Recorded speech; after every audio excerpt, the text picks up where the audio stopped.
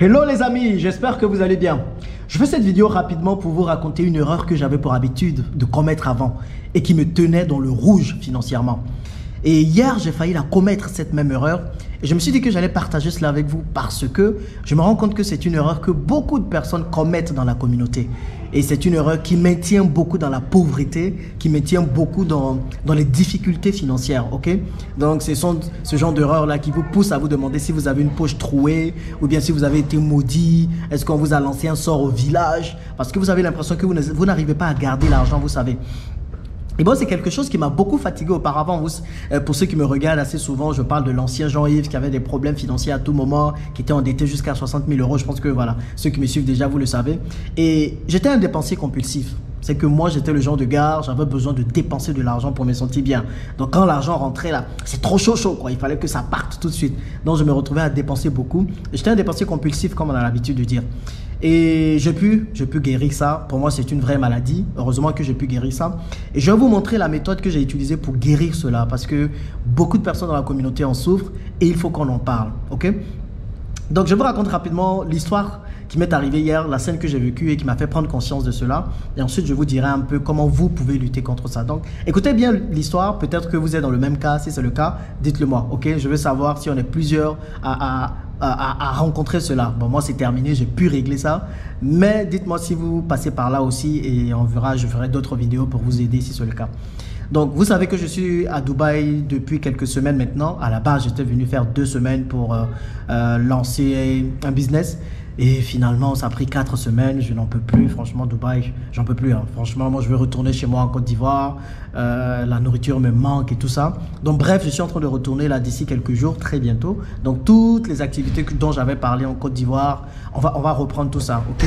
Je ne pouvais pas tout faire à la fois. Donc, voilà, j'ai mis un peu l'activité en pause pour pouvoir terminer tout ce qu'il y avait à faire ici. Mais bon, je retourne à la maison et puis on va reprendre.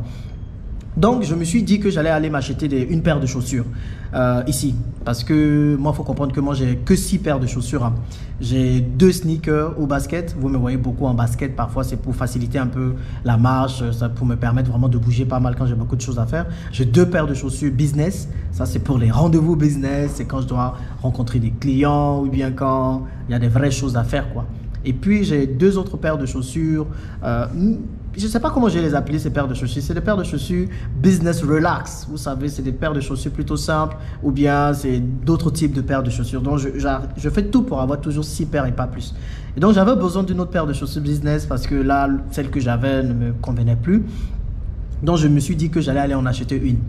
Et donc, je pars au centre commercial pour en acheter une. Donc, je pars au centre commercial hein, avec pour idée en tête d'acheter une seule paire de chaussures. J'ai une personne chez qui j'avais l'habitude d'acheter, un Africain très sympa. Donc, je me suis dit que j'allais juste repartir chez lui et racheter cette paire de chaussures-là. Et j'arrive là-bas et bon, du coup, le gars très sympa, il vend plusieurs choses à la fois. Il me fait essayer des costumes, il me fait essayer des chemises. Bon, je me laisse un peu aller, quoi. Donc, j'essaie un costume, j'essaie une chemise, j'essaie plein de choses.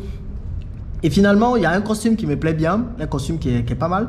Mais je me demande est-ce que c'est nécessaire de l'acheter, ok? Donc, je discute avec le gars, c'est un bon vendeur, il est là, il me vante les mérites du costume, c'est de la soie, c'est patati, c'est patata, en tout cas, tout ce qu'il faut dire. Donc, il me pousse à prendre. Et puis, pendant la discussion, à un moment donné, il me dit, tu sais quoi, prends juste le costume pour aider un frère. Hein? Tu vois, un frère a besoin d'argent, prends juste le costume pour aider un frère. Et là, j'ai failli prendre le costume.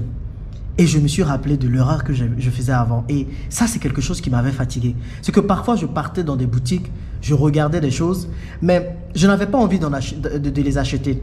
Maintenant, pour ne pas froisser le vendeur, ou bien pour, dans un sens, aider le vendeur, parfois, j'achetais des choses dont je n'avais même pas besoin. J'achetais des choses qui n'allaient même pas me servir juste pour satisfaire le vendeur. Et je pense que ça vous est déjà arrivé. Parfois, vous achetez des choses dont vous n'avez pas besoin parce que vous voulez satisfaire le vendeur. Hein, parfois, on a honte de rentrer dans une boutique et de sortir les mains vides. Je ne sais pas pourquoi on a cette honte-là. C'est une pression sociale. Et c'est aussi psychologique parce que les vendeurs, ils savent ça et ils vous disent des mots pour que vous puissiez acheter. C'est une technique dont il faut faire attention. Ou bien vous achetez aussi des choses, pas spécialement pour vous, mais pour faire plaisir aux autres. Parce que tel porte telle chose, vous aussi vous voulez porter telle chose et vous vous laissez prendre comme ça. Et vous achetez, et vous achetez, et vous achetez. Et donc, hier, franchement, j'avais une technique que j'avais pour habitude de faire. Donc, quand je voulais acheter le costume pour faire plaisir au vendeur, Je me suis dit non, non, non, non, non, non. Ok, tu n'es pas venu pour acheter un costume. Rappelle-toi les règles que tu as, ou bien les règles que tu avais pour l'habitude de te donner à toi-même.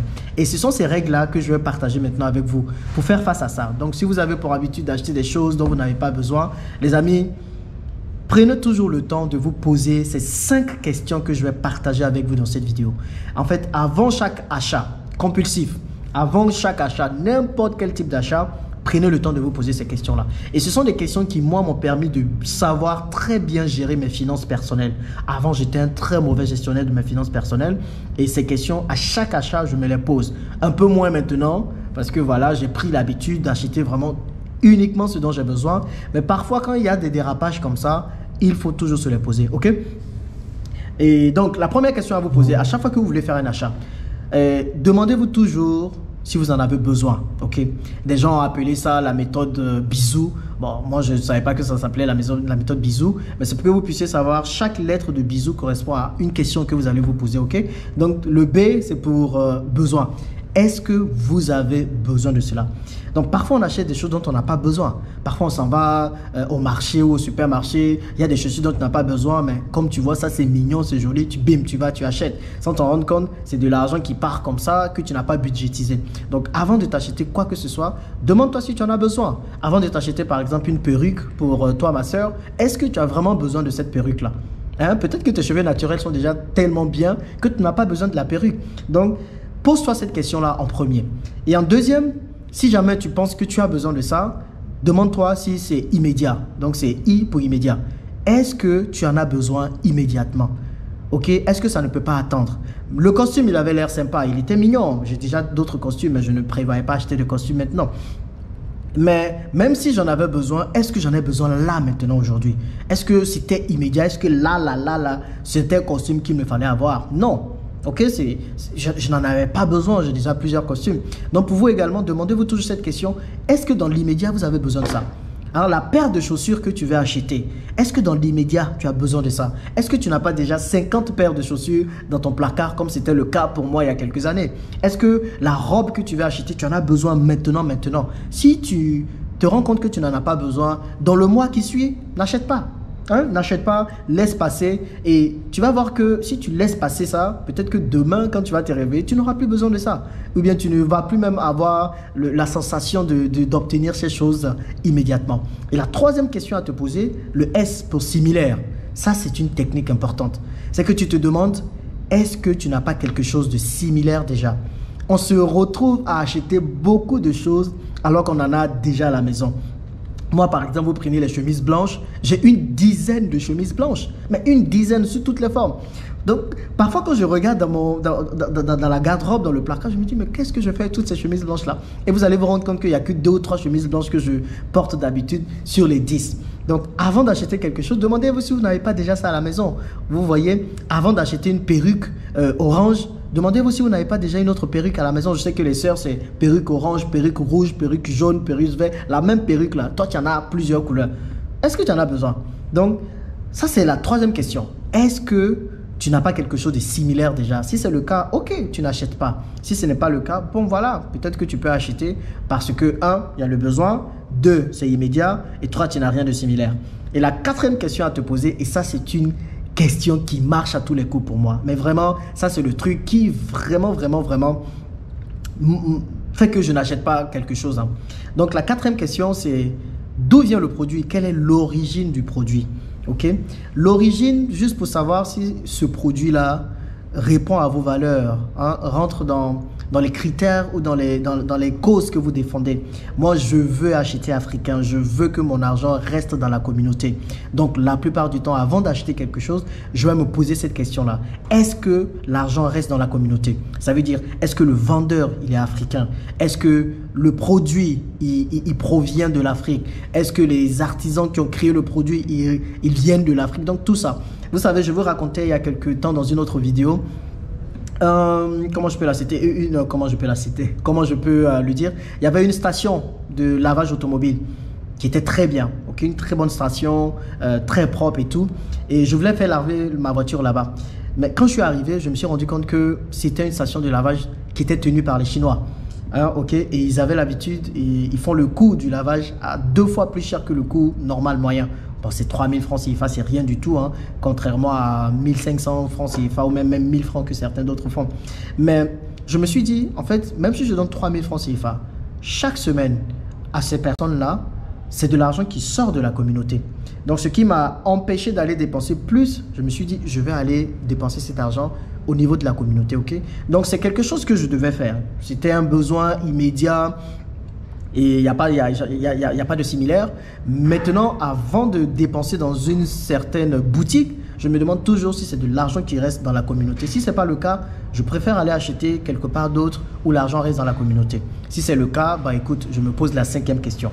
Donc toi également, à chaque fois, je pense qu'il faut que ça devienne un réflexe, ok? Tout le temps, demande-toi, est-ce que l'argent reste dans la communauté? Est-ce que l'achat que tu fais est un achat qui reste dans la communauté, ok? Maintenant, la 5e question est une question cruciale, c'est de te demander, est-ce que finalement ce que tu vas acheter est utile? Oui, est-ce que c'est utile? On se retrouve à acheter plein de bêtises parfois sans nous rendre compte que ce ne sont pas des choses utiles, ok? Donc, est-ce que le gadget que tu vas acheter, c'est utile? Tu vas acheter une PS4, bon non, prenons un ordinateur, tu vas acheter un MacBook dernier cri. Mais est-ce que le MacBook précédent ou bien les choses précédentes ne sont pas aussi un moyen pour toi de pouvoir avoir le service que tu veux? Tu vas acheter un iPhone 13, mais est-ce qu'avec un iPhone 10, tu ne vas pas faire ce que tu veux faire avec un iPhone? Il y a des gens qui veulent juste un iPhone pour appeler. Est-ce que tu as besoin d'un iPhone 14 ou 13 qui va te coûter énormément cher juste pour passer des coups de fil, tu vois? Donc, demande-toi si l'achat que tu vas faire est utile. Si tu te rends compte que ce n'est pas utile, alors ne fais pas cet achat, ok? Et l'objectif, c'est d'être franc avec toi-même quand tu te poses ces questions. Parce que cela va te permettre à chaque fois d'éviter de faire des dépenses inutiles et de pouvoir sauver ton porte-monnaie, ok? La gestion des finances personnelles est quelque chose qui va te servir même dans le business. Si tu n'apprends pas à gérer tes finances personnelles, mon gars, Mago, tu auras beaucoup de problèmes dans le business. C'est pour ça, cette technique-là, ces 5 questions, faut tout le temps te les poser. Et cela te permettra de faire des dépenses utiles et finalement de savoir garder ton argent. Parce que celui qui devient riche, ce n'est pas forcément celui qui gagne beaucoup, mais c'est celui qui retient beaucoup de l'argent qu'il gagne, ok? Et je te souhaite de devenir riche en suivant ces 5 questions à te poser avant chaque dépense. Merci de m'avoir suivi. Si tu as des questions, allez dans les commentaires et on se retrouve dans la prochaine vidéo. À plus.